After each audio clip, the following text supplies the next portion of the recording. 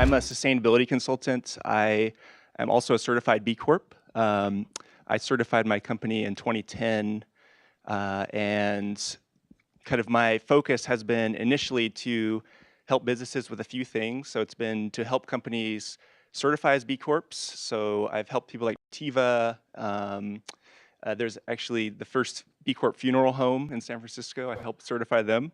And I certified a auto repair shop in San Francisco called Luscious Garage and an auto body shop in San Francisco called Selecta. So that's one part I wanted to make clear, is that B Corp is available to everyone. You don't have to be necessarily Patagonia or kind of the ultra green. It can be kind of any business. This is available to any business. Second thing I do is I help existing B Corps be better. And the last part is I help companies like Ben & Jerry's. I'm working on a project with them because they want to apply the principles of this.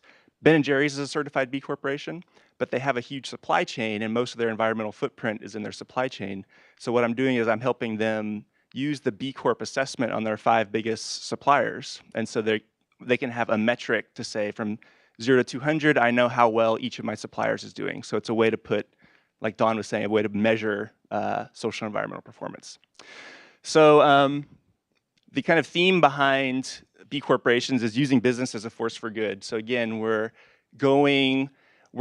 acknowledging that business creates about 77% of gross domestic product in the United States. Most of nonprofits and government are necessary but insufficient to address the challenges, and so that's what the B Corp movement is trying to do.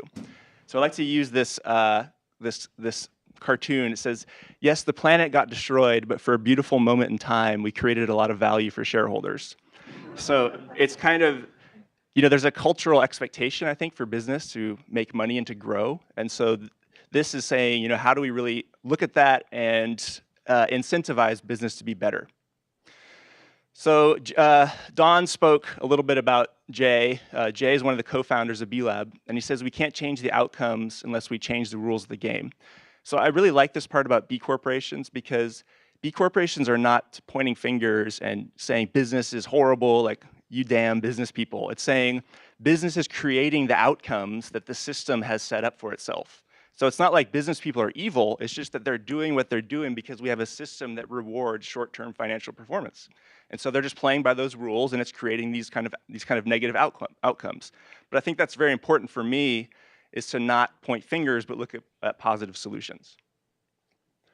And so Don, sorry, that's a little off. Don spoke about the legal side, and I'll speak about the standards. So the two needs, in order to help business be better, there has to be a way to create standards, like Don mentioned, and also a legal structure to allow businesses the freedom to pursue more than just profits. So certified B corporations meet rigorous standards of social and environmental performance. So there's an assessment that's free to anybody. It's called the B Impact Assessment. It's from 0 to 200 points, and it measures you, and the website is bimpactassessment.net. It's one word, and it's on the slide a little later. But it essentially helps business people say, okay, this idea of green, and it's exactly like a green business program. It takes the kind of general theory of green and makes it tangible. And so the B Impact Assessment is 0 to 200, and it looks at environment, workers, community, and governance. And so it's not just saying, do you recycle, do you compost? It's also saying, do you provide health insurance to your employees? And then, do you also provide dental, or do you provide short-term disability, long-term disability? So it's really kind of saying, it's planting seeds. So if a company's not already providing those benefits, but they get points on an assessment, for some reason, humans love points. Like, for example, one of the questions on the assessment is, do you bank with a local bank that's also a certified green business or a B corporation? And a lot of the companies that I've helped through this, they've known that they should get out of Bank of America or Wells Fargo for years, but they've never done it. But for some reason, when they get 1 point on the assessment, they're like, I'm changing my bank tomorrow. And so all these people have changed banks just because of that point. It's just a human nature, I think. So the part that's also interesting is that the assessment has a report. So this is transparent to anyone. And again, so you get to see governance, your company score, and then you compare yourself to the average company. So, workers here, community here, environment here. And you can start to say, well, why do I only have 8 points and the average company gets 10 points? And so it creates a little bit of that capitalist kind of desire to be better, but you're doing it for the benefit of government and society and workers. And so you're kind of harnessing that power, but putting it for good. So I think one thing that's important to differentiate between B Corps is that for the last 20 years, Don spoke about LEED, Energy Star, Forest Stewardship Council. Those have all been good products or good services. The B Corp certifies your whole company. So for example, Chevron up in Richmond has LEED certified buildings, but a lot of us wouldn't consider Chevron to be a green business. And so this is kind of saying, okay, what about, how does Chevron also treat its workers? How does Chevron work in its community? What's Chevron's governance structure? And so if they can meet all of the standards on their whole company level, then they can get certified. Although I don't think Chevron would meet the standards for certification, but, and again, so you're really looking at increasing trust because you're certifying a whole company rather than just a green building or a product or a service. So for example, one of the benefits is this is an ad in Utne Reader. Luckily, Utne Reader, Mother Earth News, Good Magazine, Corporate Knights, a lot of cool magazines have a shared, we're using the Be the Change. And so if you're one B Corp, no longer are you just advertising your brand or, so if Patagonia talks, back in the day, it was Patagonia's a great company.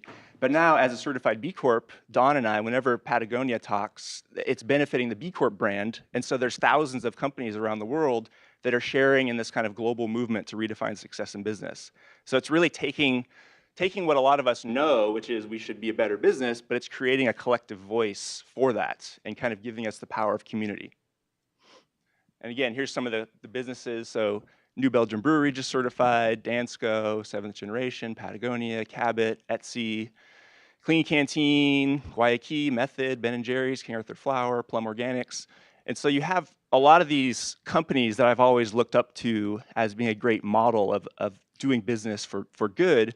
And now I can call up, I interact with some of the top, like the director of sustainability at Chabot. Cabot's a $1.2 billion company. And I can just call them up and say, hey, I'm a certified B Corp. Can I chat? I had a few questions for you. And all these people love to talk to other B Corps. So, you can talk to people at Patagonia, and I met the CEO of 7th Generation. So it's just creating a community of trust and support that's very powerful, especially for individual businesses like me who work from home. I'm a one-person business, so to talk to the CEO of 7th Generation is pretty cool for me. And again, this notion of community. So, you have Chris Mann, CEO of Guayaquil, Adam Lowry, CEO of Method, Mandy Cabot, CEO of Dansko, Brian Welch, publisher of Ogden Publications, Danielle Cresswell is the director of sustainability at Clean Canteen. And so you get to this community, which is really powerful. Don has a quote that I keep quoting him for years, is that the B Corp community has a low asshole quotient. so once you've been, there's not that many assholes in the B Corp community, which is nice because you really, you get to meet people who are mission aligned and like you. So I think it's wonderful. Like I mentioned, there's 1,000 B Corps worldwide. So there's a B Corp in Afghanistan. The largest telecom provider in Afghanistan is a certified B Corporation because they have a social mission. I'm meeting next week. There's a guy who's the CEO of Eagle Consumables, and he's in New Zealand. And he called me up and said, hey, I'm coming to the Bay Area. Can we meet for coffee? I'd love to chat about I'm thinking about expanding into the Bay Area market. Since you know the whole B Corp community, can we meet for coffee and chat? And so I'm meeting him next week. There's Kenya, Chile, and Argentina, and Brazil and Colombia have a huge, South America has over 100 certified B corporations. And in many ways, they're more excited about the movement than the US movement. They're so pumped about B corporations. So it's kind of taking, again, the do-gooder or the social entrepreneurship model, but creating a global community of these types of companies. So it's not just limited to the Bay Area.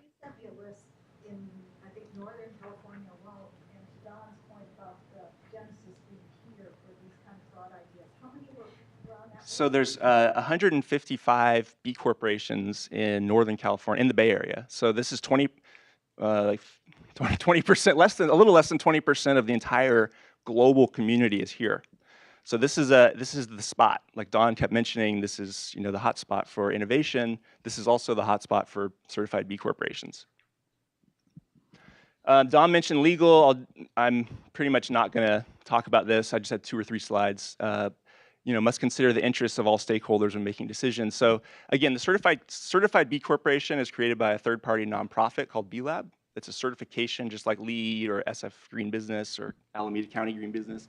The legal is a legal form like an LLC or a C corporation or an S corporation that's administered by the state of California. And so you can incorporate as a benefit corporation, but you would have to certify as a B corporation by meeting the rigorous standards of social and environmental performance and taking the assessment. And it's, as a side note, I found that this is very hard to explain. People are like, benefit corporation, certified B corporation, B Corp, benefit corp, the words kind of meld together. So I'm writing a book on certified B corporations. It's coming out this fall, and there's some sheets back there if you guys want it. So it's to help people explain, okay, like here's a book. This is everything you need to know, in one place. So that's the idea with that. Don, every time I give this presentation, I have to update the number. So there's 25 laws passed, and Delaware is the main one. 67% of all corporations are incorporated in Delaware. And so when that passed, it's pretty much all good after that. And this is the last slide on Benefit Corp. So this is Don Simon's client, Yvonne Schoenard. The existing paradigm isn't working anymore. This is the future. So, Yvonne is very passionate about Benefit Corps. Don Simon told me this great story about when he was trying to get, even Patagonia's corporate lawyer was against incorporating as a benefit corporation. And so Don was in these meetings, with this corporate attorney, like kind of old school corporate attorney. And the corporate attorney kept saying, no, this is dumb. I don't think we should do this. And finally, Don said, Yvonne Schoenard said, do you have a better idea? And the corporate attorney's like, nope, I don't have a better idea. And so he's like, we're doing it. We're becoming a benefit corp. So it's kind of like, don't just say no, like what is the solution? The book, honeymanconsulting.com/book. The book's called The B Corp Handbook, How to Use Business as a Force for Good. The foreword is written by the co-founders of B Lab, and I interviewed over 100 different B corporations to see what the benefits of certification were, what they thought other people should know about the certification. Don Simon's in the book. So there's a lot of interesting, from that perspective, comments. So this is the last slide. So if you want the next step, kind of what I recommend any company doing is there's a free assessment tool called the B Impact Assessment. So if you go to bimpactassessment.net, you can take the B Corp certification standard for free. And this will just give you that score, 0 to 200 points. You can measure what matters. A lot of companies, even companies who aren't certified, are doing it just because 15,000 businesses have done it to this point. Oh, yeah.